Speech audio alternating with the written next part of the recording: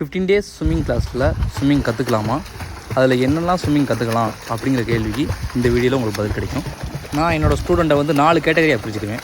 First kids 4 to 7 வயசில் இருக்கவங்க, அப்புறம் இன்டர்மீடியட் கிட்ஸு 7 to 15 வயசுக்குள்ளே இருக்கவங்க, அப்புறம் அடல்ட்டு 16+லேருந்து 30க்குள்ளே இருக்கவங்க, அப்புறம் சூப்பர் அடல்ட் 30 above இருக்கிறவங்க.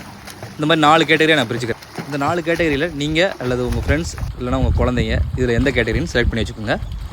இந்த 4 கேட்டகரியில் இருக்கவங்களுக்கும் ஒவ்வொருத்தவங்களுக்கும் ஒவ்வொரு மாதிரியான லேர்னிங் கெப்பாசிட்டி இருக்கும். அதை இன்னொரு வீடியோவில் நான் கண்டிப்பாக எக்ஸ்பிளைன் பண்ணுறேன். இப்போது இந்த வீடியோவில் பார்த்துக்கிட்டு இருக்க கிட்ஸுக்கு வந்து 13 வயசு, இன்டர்மீடியட் கிட்ஸ் கேட்டகரியில் வருவோம். இவங்களுடைய லேர்னிங் கெப்பாசிட்டி வந்து ரொம்ப பயங்கரமாக இருக்கும். டக்குன்னு லேர்ன் பண்ணிடுவாங்க. இவங்களுக்கு லேர்ன் பண்ணுறதேவும் ப்ரொஃபஷ்னலாகவும் ரொம்ப அட்வான்ஸ்டாகவும் தான் லேர்ன் பண்ணி ஆகணும். இந்த வீடியோவில் பார்த்துக்கிட்டு இருக்க எல்லாமே அவன் 15 டேஸில் கற்றுக்கிட்டது. நீங்கள் ஏன்ட்ட தான் வந்து நீச்சல் பழகணும், என்னால் மட்டும்தான் இவ்வளோ சொல்லித்தர முடியும் அப்படின்னு கிடையாது.